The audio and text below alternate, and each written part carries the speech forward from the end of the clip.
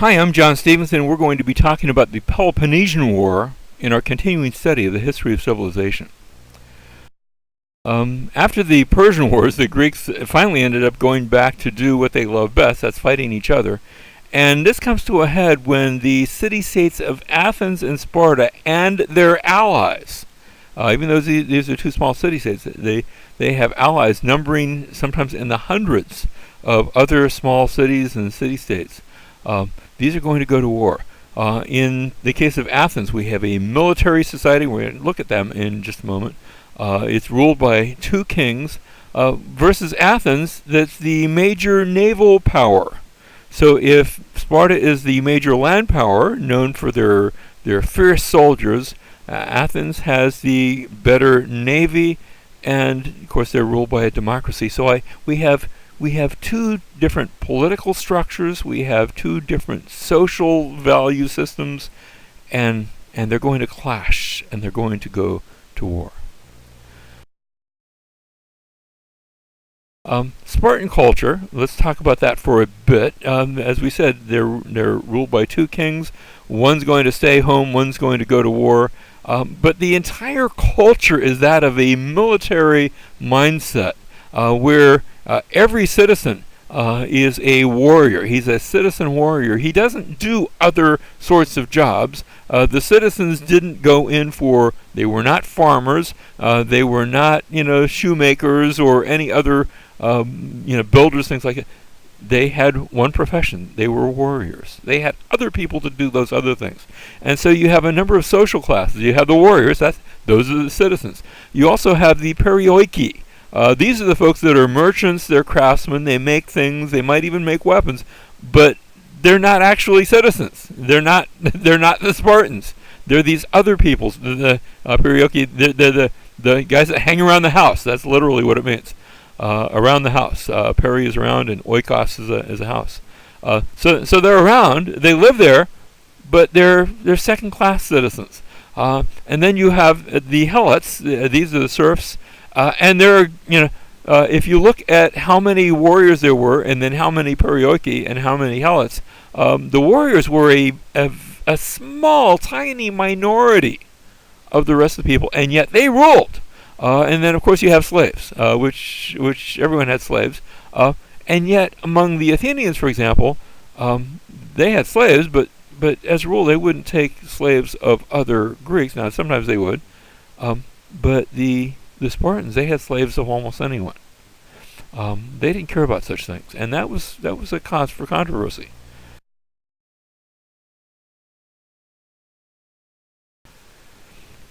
The Spartan social life was all about warfare, where they valued physical perfection. In fact, every Spartan would engage in daily calisthenics, daily exercises. The children would enter military school at the age of 7, and from then on, they wouldn't live at home. It was like a boarding school, so to speak. Of course, when you say boarding school, that means they're going to feed you. And the Spartans didn't think they should feed their children very much. They would feed you just enough to stay alive, and if you wanted to eat more, then the child was encouraged to go out and steal whatever he could. They thought that would make you into a better soldier. You'd be more furtive and able to hide when you needed to. And so it was considered acceptable to go and steal, but if you were caught, you were severely punished, not because you had stolen, but because you had gotten caught. And so you were supposed to learn to steal without getting caught, or be born up under that very heavy discipline. Then by age 20, now you would finish school and you would enter the barracks. They would call that a mess, where it was almost like being brought into a what do they call those fraternity. You would sort of be enlisted into a fraternity, and you'd belong to that fraternity, that barrack, for the rest of your life. You would eat your meals there. You would live there as part of that military.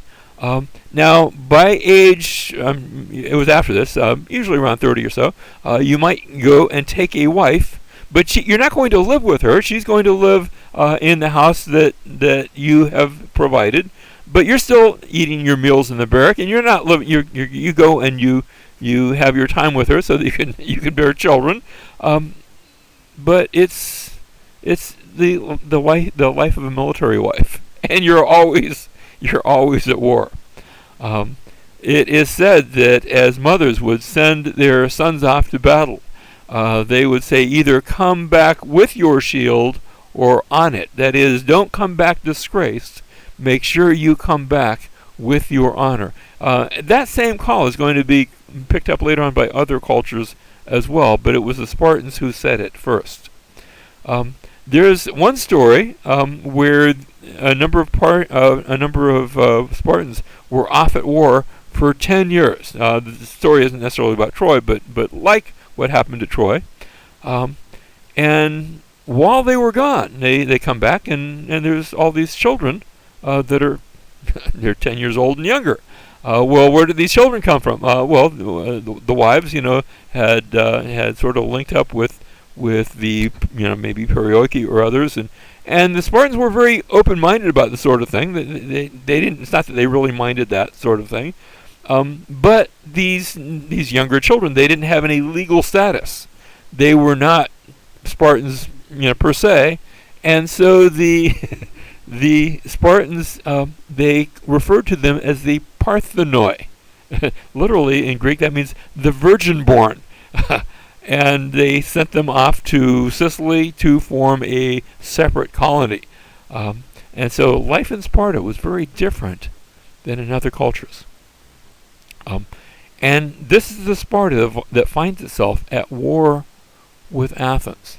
And it's a war that the Spartans will have great victory as long as it's on land, but when it turns into a sea battle, the Spartans are going to have difficulty. It's going to be a long war.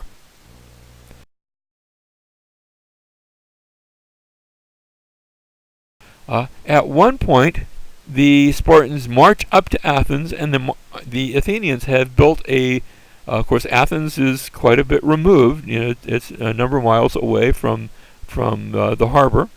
And so they've built this long wall to enclose Athens, but then also to connect it with the port city of Piraeus. And of course, the Athenians have the navy, and that navy can bring in supplies. And so even though for a long time the Spartans are able to besiege Athens, they cannot cut it off from its supply line that brings supplies to the harbor. And of course, the Athenians, they have the naval power, they have the fleet, and so the war, at least in these early years, is a war between land and sea.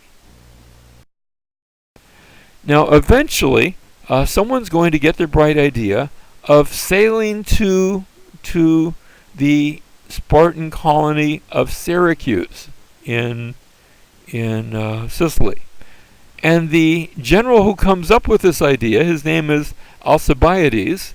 He was sort of a over-the-top leader, very influential, great speaker, handsome, considered to be brilliant by even the people that did not like him.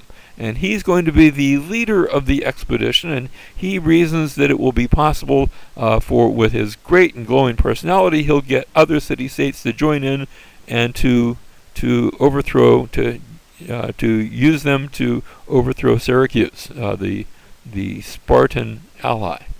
The problem arises is that the Greek democracy begins to get a little jealous of Alcibiades. He's got just a little bit too much power. He's just a little too handsome. He might try to make himself a king, and we can't have that. And so they link him up to somebody who will be a bit more down to earth, to Nicias, and meanwhile they bring charges against him for religious crimes. They say, there's been a certain statue, forget who it was of, one of the gods, that was defaced, and he's accused of having done that. He's accused of speaking against the gods. This accusation and that accusation come up against Alcibiades, and they call him to come to put him on trial, And the plan is they're going to put him on trial, and the Athenian assembly, once they do that, they generally will put somebody to death. And so Alcibiades, he doesn't want to be tried for religious crimes, and so he bails. And he goes to the Spartans and he says, tell you what, I'll work for you. They wouldn't have me. They wouldn't listen to me, so I'll work for you. And he defects to Sparta, which leaves his co-captain, his co-general, this older man, Nicias, who was not all that in favor of this expedition. But the expedition is going to take place, but now it's going to take place without its leader, without its visionary, without Alcibiades. And so Nicias, he gets to Syracuse, and of course he lands there with his armies at Syracuse. And Syracuse is got, it's surrounded on three sides by water, and then has its big walls. And Nicias is going to try to starve out the city. So he says, well, we'll just build a wall around that wall, and we'll sort of cut them off. And he calls for reinforcements because Alcibiades had this idea he could sweet talk all the other colonies into ganging up against Sparta, but Nicias doesn't have that kind of glowing personality, and so nobody's going to listen to Nicias. He tries to surround Syracuse with a wall, and he begins this building. But meanwhile, the folks at Syracuse, they see what he's doing, and they build an alternate wall to sort of cut off his wall that's being built. And there's a whole series of walls now that are being built as he tries another one to go around the wall of Syracuse, and they build another wall again to cut him off. And if you go to Syracuse, you can still see the remnants of these various walls. And ultimately, Nicias, he's defeated in battle. And it's interesting, his name, Nike, is actually the word victory, but victory has a great defeat, and he's a horrendous defeat.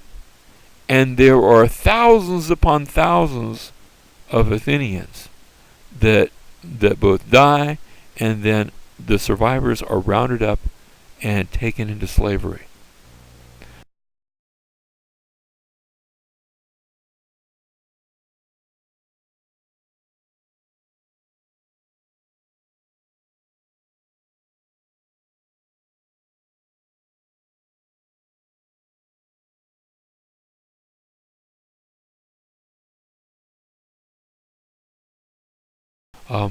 A final sea battle tries to break through to them at Syracuse, and that's repulsed as well. This time the Athenians, they lose the sea battle, but much worse, they had lost the land battle with huge casualties. In our closing moments, I'd like to talk a bit about the philosophers. The philosophers who really, in a sense, came out of the Peloponnesian War. They had lived through it. They had seen this very long, very costly war. First, I want to talk about Socrates. And to know about Socrates, we actually have to read Plato, because Plato writes with Socrates being the main character in the dialogues. Plato is one of the students of Socrates. He's writing, and he envisions Socrates. Now, we ask the question, what is the Socratic method of teaching? It's hard to do this on a video because you could be answering, but it's to ask questions, and this is effective because it enters you into the learning process, and so you come across the answers. You were led to the answers through a series of questions and answers, and that's seen classically in what we call the Socratic method, the method that Socrates uses. But then he's brought up on charges. You see, he's been speaking against this whole idea of look where a war has gotten us. Look what happened to us by this terribly destructive Peloponnesian War. Maybe the answer of a democracy isn't what we ought to have. And so the charges on which he's brought up, first of all, the charge of impiety. He's charged with not believing the gods. And he says, well, he talks about God, but he doesn't really talk about all these other gods and so on. And so he refutes that charge, but he's also charged with corruption of the youth, with making them think in a way that the adults don't want them to think. And maybe he is, in a sense, corrupting the youth and urging them to look with some doubt upon this recent war, where so many thousands have died. And he's brought to trial, and in his trial, he's condemned to death.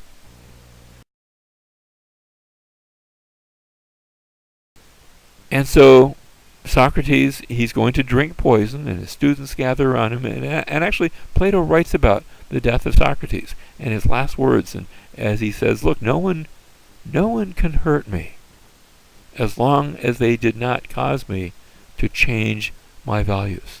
And so Socrates drinks the poison, and he dies. And that brings us now to his student biographer, and that's Plato. He'd been a student of Socrates. Writes a number of things, including the Republic, and that's presented, though, as the teachings of Socrates. And in the Republic, it talks about the problems of democracy, and it uses some allegories. In fact, one of the things we see in the Republic is the allegory of the cave, in which people are likened to those that are in a cave, looking not to the outside, but looking at merely the reflection as sun casts shadows on maybe a wall, and they can't look toward the sun, but all they look at is the shadows.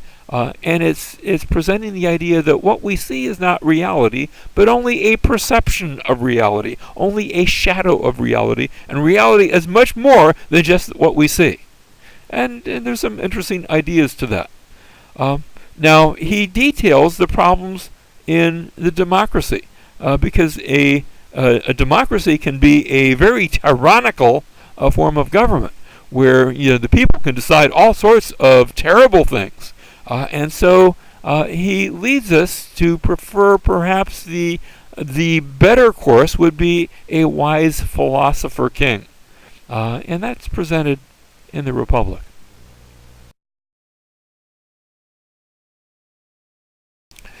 Now, finally, we're going to come to Aristotle, and that's going to bring us to our next lecture. Aristotle was a student of Plato, very different in that he's the philosopher-scientist. Plato is concerned with our perception of the world. Aristotle is concerned with the world that we perceive. He is going to become the tutor of Alexander of Macedon, Alexander the Great, that we'll discuss in a future lecture. And when we compare Plato and Aristotle, and we'll close on this note, Plato speaks about the world in which we see with our senses, how it's only a shadowy, incomplete version of the truth. The world is much bigger than what we see. Aristotle, on the other hand, talks about how we make systematic observation analysis to form logical statements about the world. He's really the father of scientific discovery. In that, Plato is concerned with metaphysical philosophy, Aristotle with the scientific method.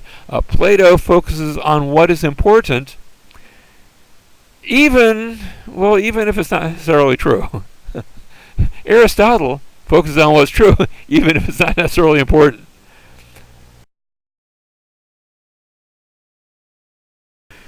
The two of them together will have a long and lasting impact upon our world.